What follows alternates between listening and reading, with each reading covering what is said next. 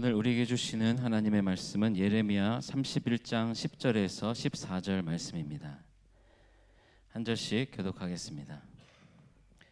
이방들이여, 너희는 여호와의 말씀을 듣고 먼 섬에 전파하여 이르기를, 이스라엘을 흩으신 자가 그를 모으시고 목자가 그 양떼에게 행함같이 그를 지키시리로다.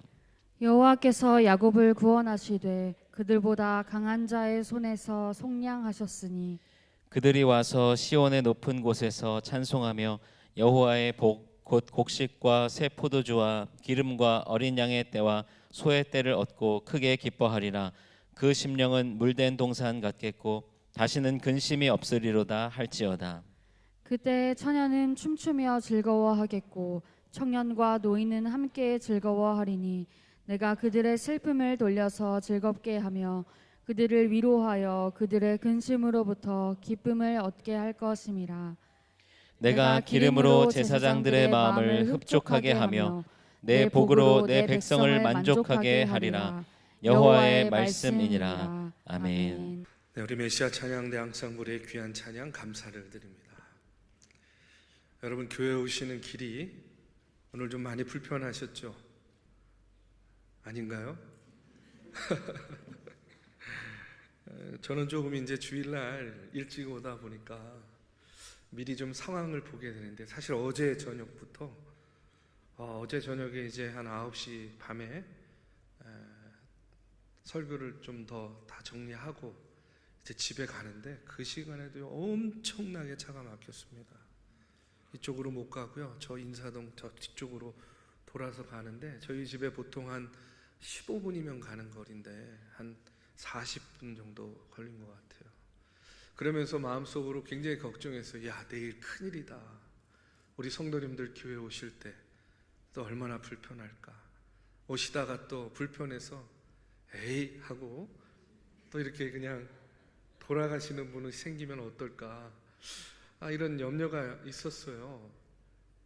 근데 아니나 다를까 이제 예배 들어오려고 하는데 그러더라고요. 많은 성도님들한테 전화가 오고 있다고.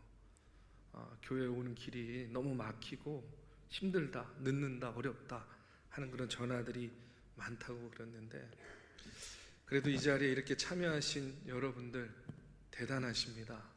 훌륭하십니다. 하나님께서 그와 같이 어려움의 발걸음을 뚫고 이 자리에 오신 우리 믿음의 성도들의 오늘의 이 예배를 하나님께서 기뻐 받아 주실 줄로 믿습니다. 오늘 이 시간에 우리가 마음으로, 영으로 하나님께 집중하고요, 오늘도 말씀을 통해서 주시는 은혜에 우리가 흠뻑 젖어서 우리의 마음과 생각이 하나님을 향하고 우리의 삶이 하나님께서 기뻐하시는 그런 예배자의 삶이 되시기를 주님의 이름으로 축원합니다.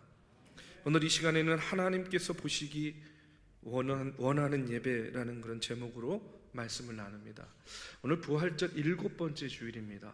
부활절 절기가 오늘로 끝나고요, 다음 주부터는 이제 성령 강림절 절기가 시작됩니다.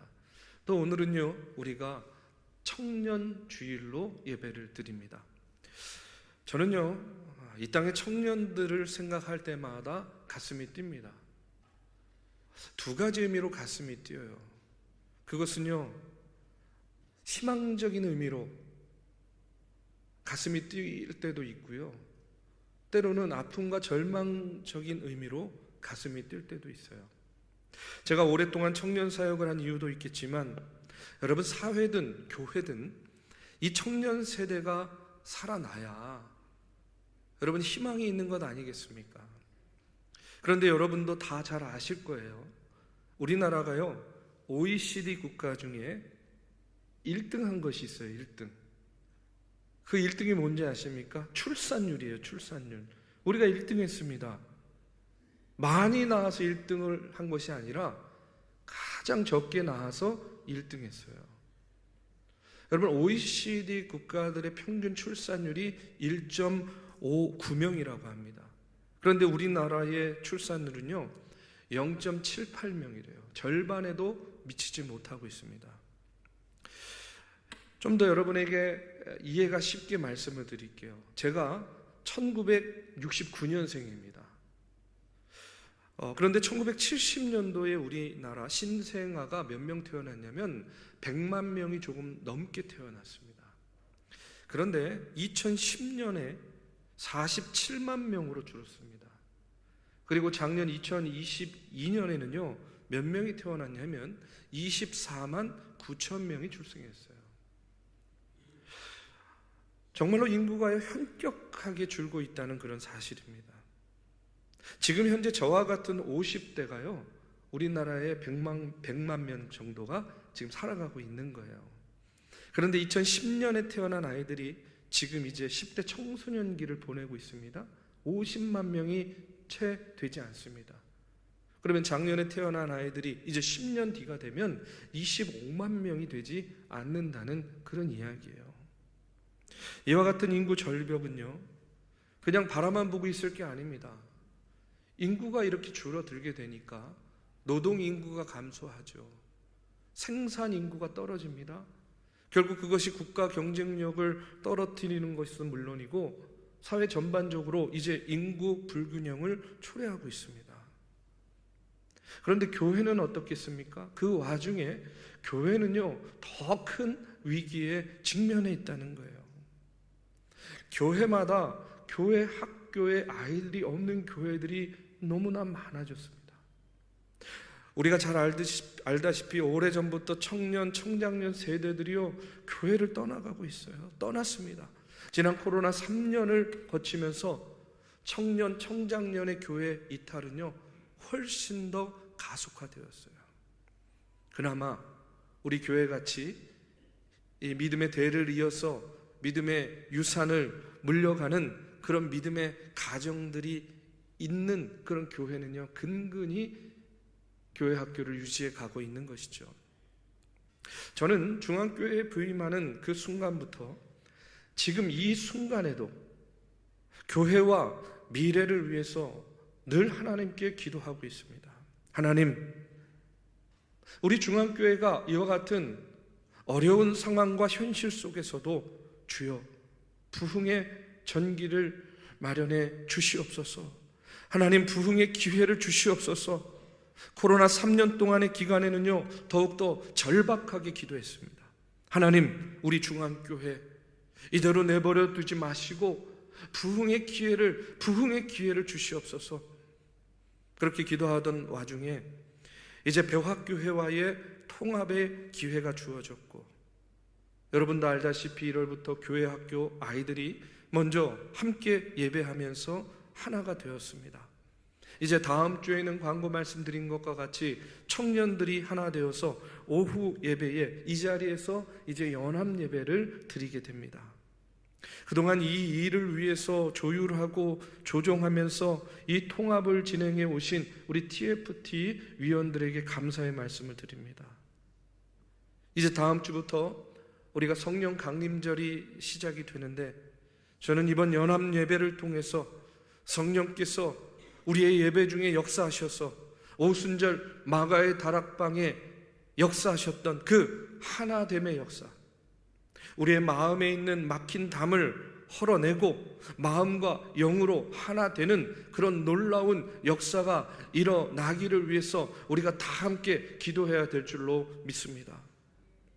우리가 다음 주에 연합 예배를 드리고 또 여러 가지 개선점과 문제점들을 점검한 다음에 이제 오후 예배를 청년들이 주관하는 찬양 중심의 예배로 드리려고 계획을 하고 있습니다. 여러분, 이 일들을 위해서 다시 한번 여러분들의 기도를 부탁드립니다. 우리 중앙교회가 청년 세대의 부흥을 통해서 모든 세대가 일어나는 부흥의 역사가 나타나게 하여 주시옵소서. 여러분, 아무것도 하지 않으면 아무 일도 일어나지 않습니다. 그러나 우리가 부흥의 열망을 가지고 협력하여서 선을 이루고자 한다면, 저는요 하나님께서, 주의 성령께서 우리가 생각하지 못한 크고 놀라운 하나님의 역사를 보여주시고 나타내 주실 줄로 믿습니다. 여러분이 청년의 때에 그런 역사를 경험하셨잖아요. 여러분들이 청년의 때에 그와 같은 역사 가운데에 믿음의 꼴을 먹고 자라고 성장하고 그 믿음의 유산을 지금 여러분의 다음 세대들에게 물려주고 있는 거 아니겠습니까? 우리 사랑하는 믿음의 성도 여러분, 지금 이때에는 여러분 우리가 하나님을 앞세우고 믿음으로 나아갈 때라고 믿습니다. 여러분 청년들을 위해서 기도해 주시고 또 새롭게 준비하는 그런 예배를 위해서 여러분 또 기도해 주시기를 바랍니다. 저는요 요즘 그 어느 때보다 교회와 성도들을 위해서 기도하게 됩니다. 신방을 통해서 가정의 기도의 제목을 받을 때마다 그 기도의 제목을 붙잡고 기도합니다. 병중에 있는 성도들의 치유와 회복을 위해서 그 어느 때보다 간절히 기도하고 있습니다. 또 내 집을 채우라 하는 이 비전을 주신 하나님의 말씀을 붙잡고 하나님 우리 중앙교회 부흥의 바람이 불게 하여 주시옵소서 간절히 기도합니다. 그런데 기도 중에 깨닫게 되는 것이 있어요. 그것은 뭐냐면 이 모든 것들을 다 아우를 수 있는 가장 중요한 핵심은 바로 예배다라는 것을 다시 한번 깨닫게 됩니다. 왜냐? 여러분 예배가 우리 신앙생활의 중심이기 때문에 그렇습니다. 우리가 한 주간 동안 얼마나 많은 예배 드립니까? 매일같이 새벽 예배 드리죠. 수요 예배 드리죠. 금요일 날은 모여서 성경 공부하고 금요 기도해야 합니다. 토요일 날은요 가정에서 가정의 단을 쌓으며 예배합니다. 또 가정과 교회에서 샘터로 모여서 예배합니다. 어떤 분들은요 직장에서 신우회라는 이름으로 모여서 또 직장에서도 예배합니다. 그것도 모자라서 이곳 저곳 부흥회가 있으면 쫓아다니고 기도원에 가서 또 하나님의 이름을 부르고 부르짖으며 기도하시는 그런 분들도 계시죠. 이처럼 예배는 우리의 삶의 가장 중요한 일이고 우리 신앙의 종합적인 표현이 바로 예배라는 거예요. 그렇기 때문에 신앙의 수준은 곧 예배의 수준이고 우리의 삶의 질은 곧 예배의 질과 연결이 된다, 그렇게 믿습니다. 저도 목회하는 가운데 가장 많은 시간과 에너지를 예배에 쏟고 있습니다. 그런데 우리가 꼭 잊지 말아야 될 것이 있어요. 그것이 무엇이냐면 우리의 예배는 내가 원하는 예배를 드리는 것이 아니라 하나님께서 원하시는 예배를 드려야 된다는 거예요. 내가 원하는 예배를 드리는 것이 아닙니다. 하나님께서 원하시는 예배를 드리는 것이 중요하다는 거예요. 그러면 하나님께서 원하시는 예배의 모습은 어떤 모습인가?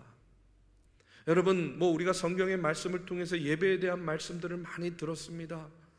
요한복음 4장에 보면 야곱의 우물가에서 예수님께서 사마리아 여인과 만났을 때 뭐라고 이야기합니까?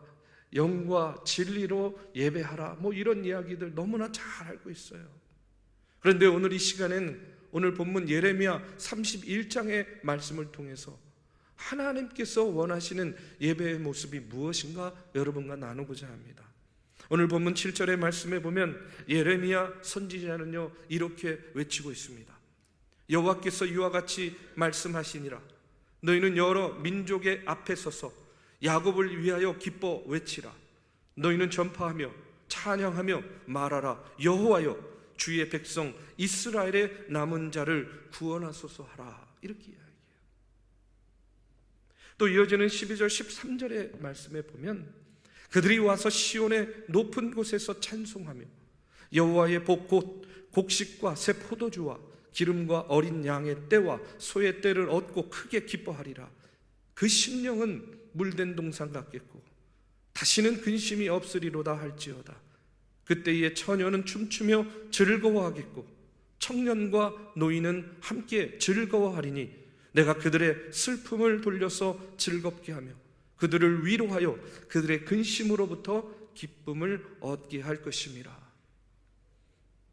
지금 이 말씀은요 오늘 우리의 예배가 어떤 모습이어야 되는지를 우리에게 다시 한번 알려주고 있습니다. 저는요 이 말씀을 묵상하면서 저도 모르게 이와 같은 기도가 흘러나왔어요. 하나님, 우리 교회의 예배의 모습이 이런 모습이 되기를 간절히 원합니다. 주의 전에 나와 예배할 때에 그 예배의 기쁨과 감격이 흘러넘치고 마음으로 영으로 하나님 감사합니다 기뻐 외치고 또 하나님을 찬양하고 하나님께 기도하는 그 부르짖음의 소리가 있는 그런 예배. 처녀는 춤추며 즐거워하고 청년과 노인은 함께 즐거워하는 그런 예배. 너무 기쁘고 감격해서 나이와 상관없이 어린아이와 같이 하나님께 감사와 영광이 가득 찬 그런 예배의 모습. 저는 오늘 하나님께서는 이런 예배의 모습을 보기 원하신다 이렇게 믿습니다. 여러분, 요즘 시대는요 세대 간의 갈등이요 굉장히 첨예합니다. 서로 다른 세대가 모여서 함께 즐거워하고 함께 기뻐할 수 있는 일이 그렇게 많지 않아요. 가족도 마찬가지입니다. 저도요 가끔 시간 날 때 아이는요 아빠 나가서 같이 놀자 이렇게 얘기해요. 그러면 저는요 아빠 피곤한데 그냥 집에서 TV나 영화 보면 안 될까? 그럼 TV를 보면 저는요 스포츠나 뉴스 이런 거 보기 원해요. 근데 아이는요 유튜브 틀어놓고요 그 유튜브 컨텐츠를 보는 거예요. 근데 저는요 지금도 이해가 안 돼요. 왜 그게 재미있는지. 아니 왜 이 아이가 그걸 보면서 저렇게 그냥 행복하게 세상을 다 얻은 그런 표정을 가지고 저렇게 재밌게 보는지. 재밌어? 재밌대요. 난 하나도 재미가 없는데 뭔 말을 하는지 뭘 얘기하려고 하는지 나는 도저히 이해가 안 되는데. 자녀와 함께 할 수 있고 가족이 함께 즐거워할 수 있고 세대가 함께 기뻐할 수 있는 일들이요 별로 없어요. 그리 많지 않습니다. 그런데 오늘 14절의 말씀에 보면 또 이런 말씀이 나와요. 내가 기름으로 제사장들의 마음을 흡족하게 하며 내 복으로 내 백성을 만족하게 하리라. 여호와의 말씀이니라. 세상에서는 만족하지 못하지만 만족을 줄 수 없지만 하나님께서요 뭐라고 이야기합니까? 내가 너를 만족시키겠다라고 말씀하고 있어요. 하나님께서 무엇을 통해서 서로 다른 이와 같은 세대 혹은 이와 같은 백성, 이와 같은 민족들을 만족시키겠는가? 저는요 다른 무엇이 아니라 바로 예배를 통해서 내 백성, 내 민족을 만족시키겠다. 하나님은 오늘 예레미야의 입술을 통해서 우리에게 그와 같이 말씀하고 계시다고 믿습니다. 예배를 통해서 처녀는 춤추며 즐거워하겠고 청년과 노인들이 함께 즐거워하고 슬픔을 돌려서 즐겁게 하고 그들의 마음을 위로하고 그들의 근심이 기쁨으로 변하게 할 것이다. 무엇을 통해서요? 예배를 통해서. 예배를 통해서 내 백성과 민족을 만족하게 하겠다. 오늘 하나님은 우리에게 말씀하고 있습니다. 이런 모습이 하나님께서 오늘 우리의 예배를 통해서 보기 원하시는 모습이라고 믿습니다. 오늘 우리의 예배를 한번 돌아보십시오. 안타까운 것은 오늘 우리는요 하나님의 뜻과는 상관없이 점점 우리의 예배가요 형식적으로 변해요. 좀 더 정확하게 말씀드리면 내가 원하는 예배를 지켜보고 있다라는 겁니다. 예배를 관람하고 있는 거예요. 처음에는 예배에 대한 기쁨과 감격이 있었는데 그런 시간들이 계속 반복되다 보니까 어떻게 되냐면 예배의 매너리즘에 빠지게 되는 거예요.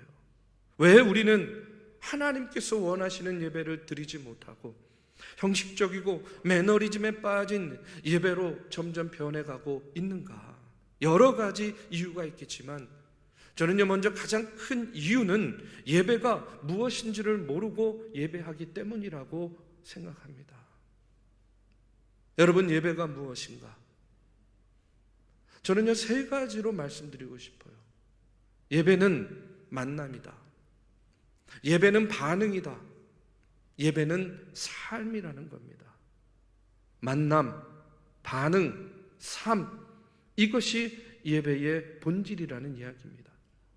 예배는 하나님과의 만남입니다. 그리고 그 하나님과의 만남, 그 임재에 대해서 우리가 반응하는 것이 예배입니다. 그리고 예배는 하나님의 은총에 대해서 인격과 삶으로 우리가 응답하는 것이 바로 예배라고 이야기할 수 있습니다.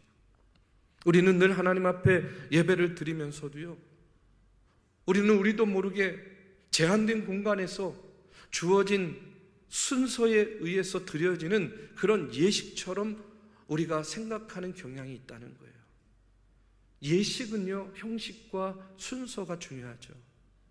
그런데 우리가 예배를 예식처럼 생각하면 우리가 단순히 정해진 형식과 순서에 참여하는 것을 나는 예배 드렸다라고 생각하는 거예요. 그런데 예배는 예식이 아니잖아요. 예배는 하나님과의 만남이고 그 만남을 통해서 우리가 반응하는 겁니다. 그리고 성전의 예배는 끝나지만 우리의 삶의 예배는 우리가 하나님 나라에 갈 때까지 우리의 일상 속에서 계속되는 겁니다. 아담과 하와가 타락하기 이전에는 에덴 동산에서 하나님과의 자유로운 만남과 교제와 사귐이 있었어요.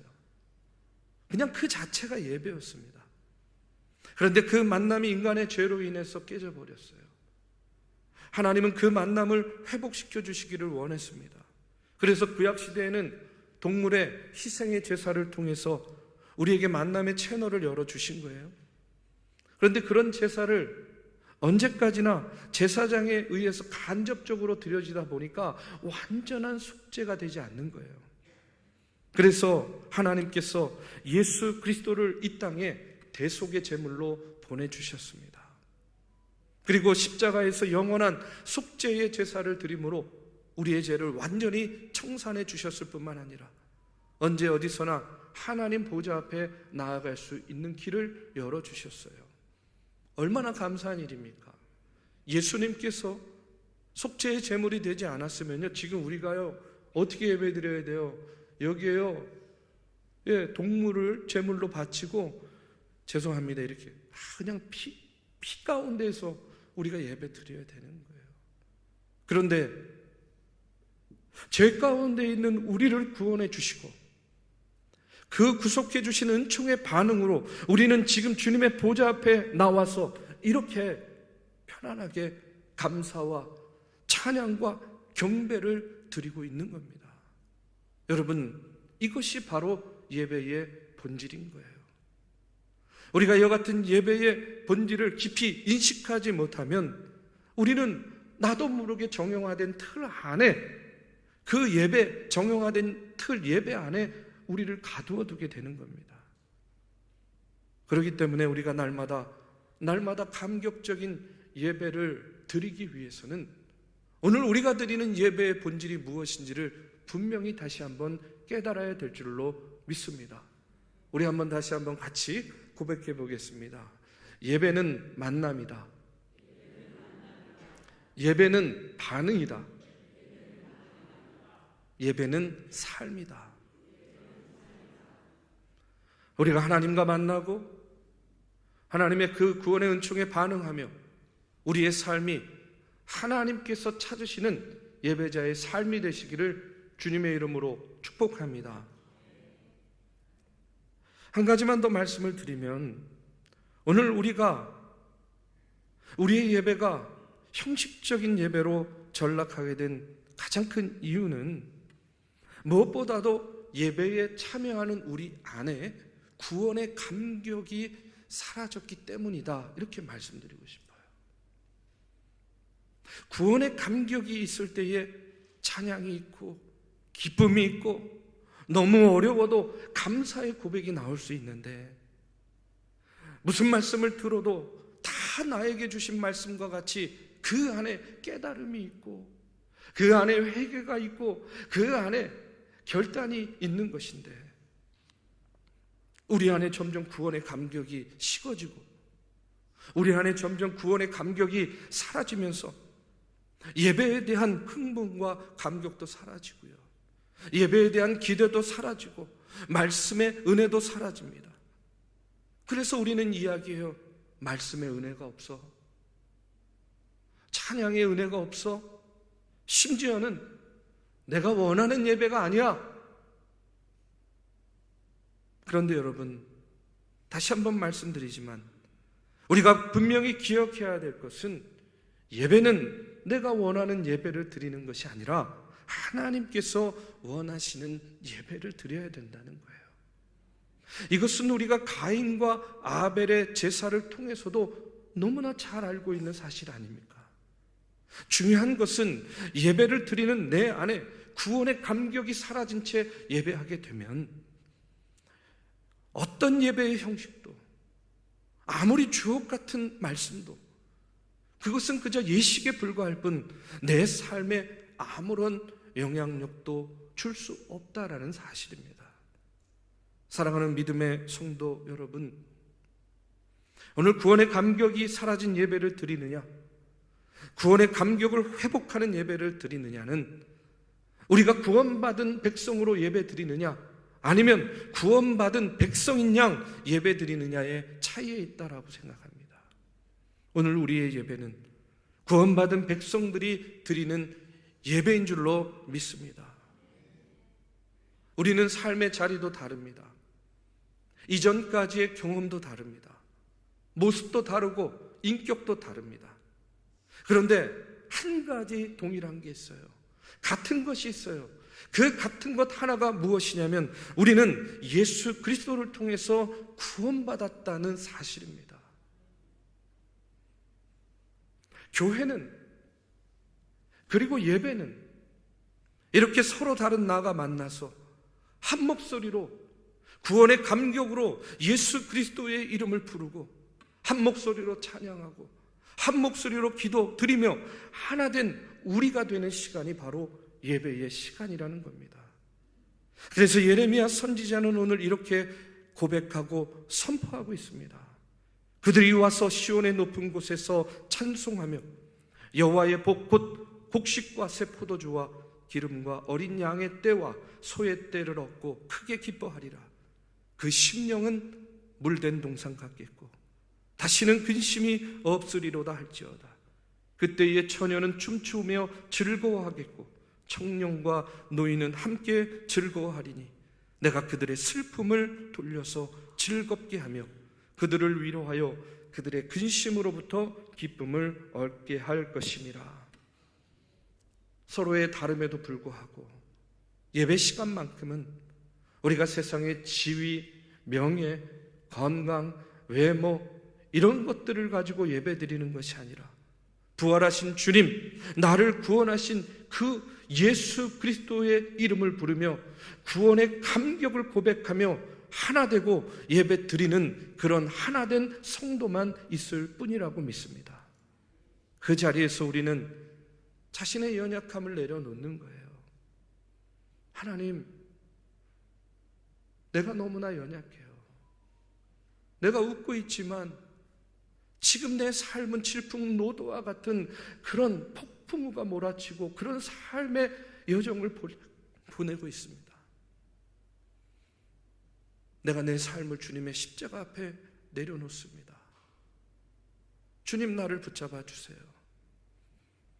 그렇게 기도할 때에 하나님께서 예배를 통해서 우리를 만나주시고 우리를 위로해 주시고 우리에게 새 힘을 더해 주실 줄로 믿습니다. 보이지 않는 미래의 길을 위해서 기도할 때에도 하나님, 어디로 가야 좋을까요? 무엇을 해야 좋을까요? 하나님, 지혜를 주세요. 명철을 주세요. 깨닫게 해주세요. 갈 길을 밝게 보여주세요. 여러분, 주님의 십자가 앞에 여러분의 미래를 내려놓고 기도할 때에 여러분, 이 예배를 통해서 하나님께서 여러분을 만나주시고 여러분의 그 기도 가운데 응답하셔서 내가 걷는 그 걸음, 그 한 발자국 한 발자국이 나는 몰랐는데 그것이 주님께서 이끄셨던 그 한 발자국, 나는 몰랐는데, 나는 내 길을 간다고 생각했는데 알고 보니까 하나님께서 이끄시는 그 믿음의 길을 내가 가고 있음을 다시 한번 깨닫고 보게 되는 그런 놀라운 역사가 있을 줄로 믿습니다. 이처럼 예배는 서로 다른 이들이 만나 하나가 되고 조화를 이룰 때에 내가 보기 좋은 예배가 아닌 하나님께서 보기 원하시는 예배, 내가 원하는 예배가 아니라 하나님께서 기뻐 받으시는 그런 예배가 될 줄로 믿습니다. 여러분, 구원의 감격을 회복하시고 하나님께서 보기 원하시는 예배를 드리는 저와 여러분이 되시기를 주님의 이름으로 축복합니다.